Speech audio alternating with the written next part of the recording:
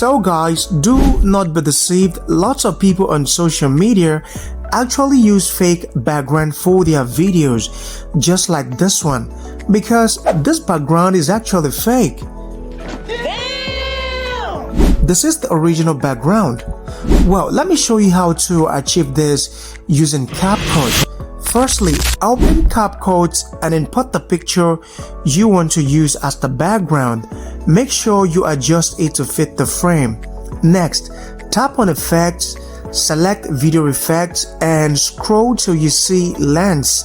Select Blur on the lens effect and adjust the lens to match with the background. Reduce its opacity so the background doesn't look too blurry. Now tap on Overlay and bring in the video. Adjust it to fit the video frame. Scroll this way and find Remove BG.